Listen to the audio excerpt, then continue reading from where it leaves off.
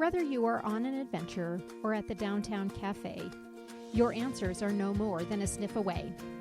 Dog Training 360's purpose is simple: to teach you why dogs do what they do, as well as the action steps you need to take to have better communication, connection, consistency, and conceivability with your dog.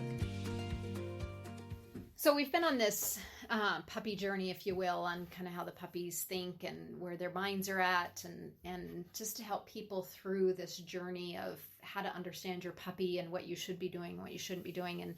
And so this next phase that we're going to talk about is the 4 to 8 month stage.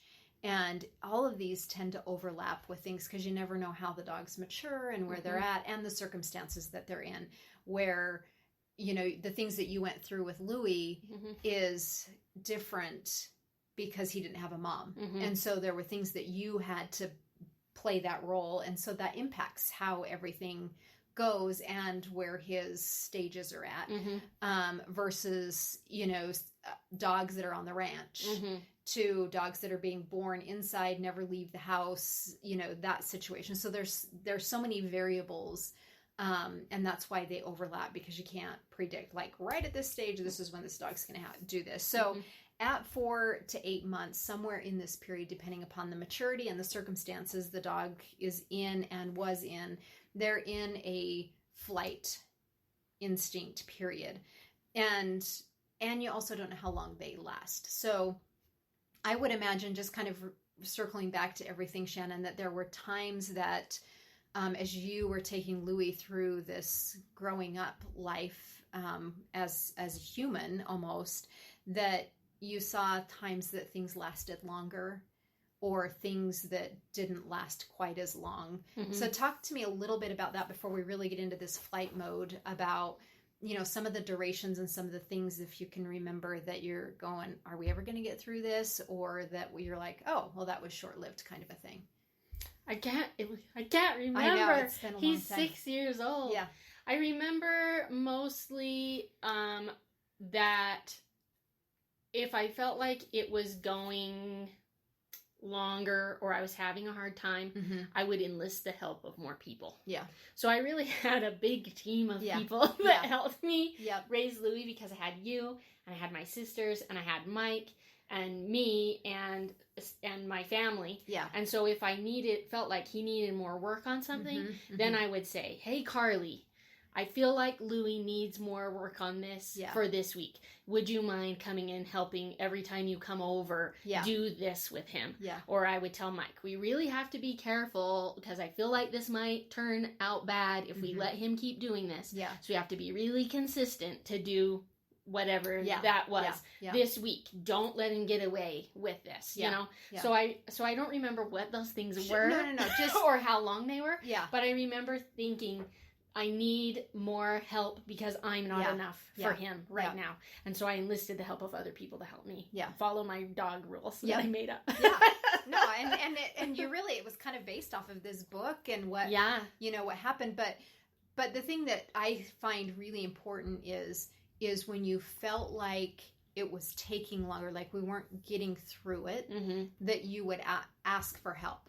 And sometimes that help is short-lived, and other times it was like, okay, guys, we got a long haul. Oh yeah, like a week or more, or sometimes it would just get solved like in a day or two. Yeah. So and I think that, you know, there's nothing wrong with hiring a trainer to come in for, you know, 1 or 2 sessions.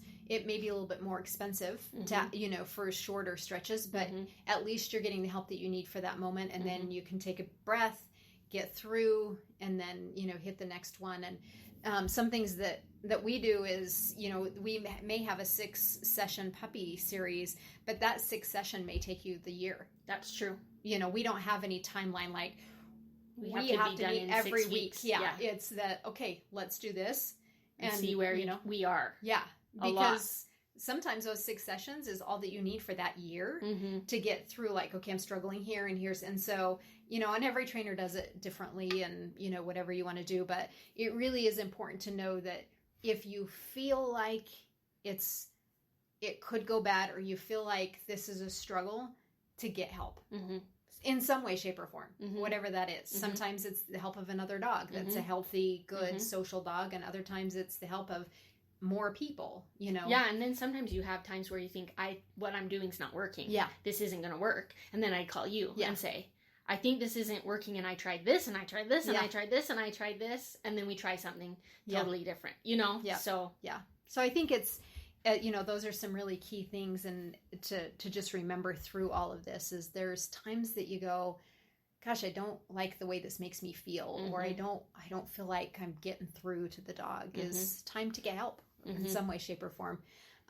So as we head into this funny flight instinct stage, it's sometimes hard to pick up at first, because we're coming out of or going through the apron, cutting the apron string stage. Right. And so then you go, well, are they just trying to be independent, right. and do, you know, mature in this, or are they truly running away from things and, you know, trying to get away from things? And what's funny is Patsy, we're way past the age where she should be in a flight instinct, but she is finally, like, we've been in this flight instinct for quite a while. And for me, I've just kind of organically let her figure out that she's not going to die. And the flight thing has been with people. And so we've had so many people over lately. Like at first it was just random, like, oh, there's somebody staying at the house. And, you know, the sky's falling and I've got to run around and this person might kill me, to all of a sudden having just every weekend there's somebody in the house. And she finally this weekend was like, oh, these guys are really cool. And she started getting into it instead of running away from everything. And when she would get in trouble, you know, it was just this flight and run away. And so it almost got to the point that I couldn't let her off leash, even being out, because she'd be going fine and then something would scare her and she'd be like, run, and she'd come back. But it was just, she wasn't going to listen to me because she was in that, I'm dying, so I got to get away until I feel safe, and then I'll turn around and assess the things.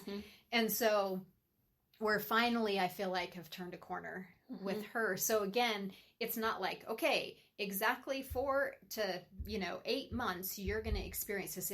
It's dependent upon the maturity, but in general, where their brains are at, and every breed and every groups all do it a little bit differently. But I think Dutch was in a very big flight mode when you got her, and she was, how old was she? Like a year and a half. Yeah.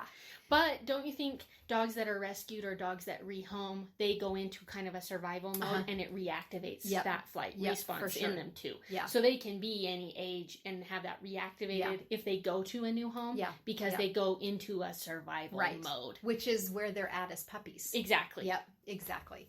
So again, all of this stuff can fit into it's a new dog to you. So take them through those stages because they're going to be in survival mode. Yep. You get a dog from a rescue or a shelter, they're going to be in that survival mode, and it's back to puppyhood because that's where everything happens. That's how we learn. We will not die. And so for sure, that's where we're at. They do go through another fear stage. A couple of them older, actually, but this flight zone that happens is just it's terrifying. And this is the stage where most people want their dog to be off leash. Right. This age is where people feel like all our vaccinations are done, and we've done training. We've got the dog has a pretty good connection. Yeah. And then we take them off leash. And then we have no recall. Yeah. Because they're in flight mode. And when they're in flight mode, you're like, with Patsy, I just have to stop and wait for that bubble where she feels like, okay, I'm safe now. I'm safe. And then I can call her back in. And so it's people all of a sudden go into this calling the dog. And they cannot hear you. So they learn that come doesn't mean anything, really. And so during that time where you feel like the dog frantically is running away from scary things and trying to get hits the end of the leash, even just walking, all of a sudden a motorcycle goes by and they hit the end of the leash, oh, we're in flight mode. It's not a fear thing. We're in flight mode. And so it's a form of survival. And so this is the best time, one, to start doing restraint downs again if you haven't been doing them, or if you've never done them, great time to do restraint downs.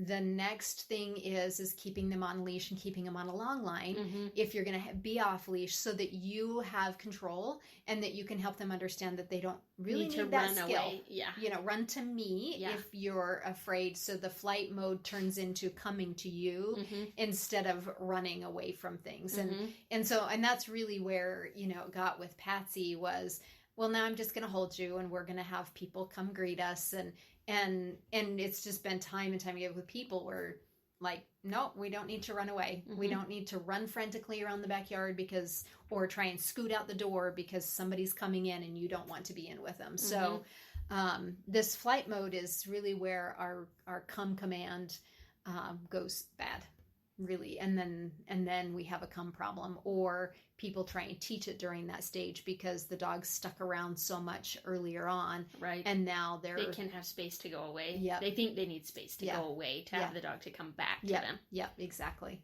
And so when you notice those things, that's the first sign of, you know, it's not really the time to work on come, it's the time to work on connection and time to have the leash back on and connected to you through everything in life. And it will pass, and there's times that you drop the leash and kind of see where things are at, because again, timing is not perfect, and it's not that it lasts 4 to 8 months. It's somewhere in that stage. Yeah. And you just have to kind of watch your dog a little. Yeah. Have them on the leash and notice. Yes. Because they'll have flight response first, goofy stuff in the house, goofy stuff on your walk. And so if you're having them on the leash and you're watching them, you'll notice when that starts to go away and they start to be, we'll say normal with air quotes, normal again. And, we're back to somewhere. And so I think it's, you know, it's not a big topic, but it definitely is a topic that where we as, you know, as trainers come in and go, the owners have messed up at this stage because they worked so hard on come because the dog was running away from them. And so the dog learns that come is actually connected to that scary thing. And so there's no reason to come to you because remember last time there was that scary thing, like the come becomes the warning. Scary thing over here. Like it changes the meaning of the word. Right. Scary thing. Yeah. Run away. So it definitely, you know, it's kind of to me, this is one of the most fragile stages of connection is this flight mode that they go into, because they don't intentionally disconnect, but in their mind, we should all be running away. We should all be scattering and you know, surviving. And it's a very prey-oriented thing, but it's the first survival piece for predators as well. And so, like this weekend, I was out with horses and we were cleaning up some wood and kind of getting ready for fall stuff. And I don't like snakes. Like if I see them, like, slither away, go, but I don't like picking stuff up. And having a snake under there. Yeah. And so, Jessica totally knew that. And so we picked up this big railroad tie and she goes, set it down, just set it down. Like, I think she thought that, Jessica's can't handle it, so set it down. I totally knew there was a snake under there, but just her little like surpriseness to it. And I dropped that sucker and ran, and it was funny because the horses did too. They're like, run away. And then as soon as I stopped, they were like, okay, what are we doing? I'm like, Jessica. She's like, I tried not to make it a big deal. And so, you know, it's in every animal for survival. Right. I mean, even I ran, right? Yep. Survival, run away. Yep. And so get far enough so you can assess what's happening. And for the dog stuff, you know, we kind of forget that's a thing. Like, it truly is a thing. We forget that we have it because we don't experience it much. That's true. That's totally true. Yeah. Yeah. But, you know, I mean, anybody that has a creepy basement growing up and you're like, run up the stairs really fast. Yeah. You know, I mean, everybody has experienced some kind of fear where that flight instinct kicks in. We just, you know, it's there. It'll always be there. But this is a critical stage of it as it relates to recall and keeping your dog safe. And teaching the dog to not to run away from stuff. No, run to me. I'm your safe thing. Yeah. So it's in us, it's in our dogs. We need to be aware of it, not get frustrated. Not the time to work on come. It's the time to create that connection, put the leash back on and go, nope, come to me if you're afraid. And that's really the biggest key with this one is just, I'm going to pull you into me and keep you safe. And training is a great way to do that, but not working on the come when they're off leash and they're running away. So you still need to train through it, but not work on come because they're running away. So just remember we all have it. And what we need to do is teach the dogs what to do with it. Instead of going far away from us, they come to us and we're not the scary thing.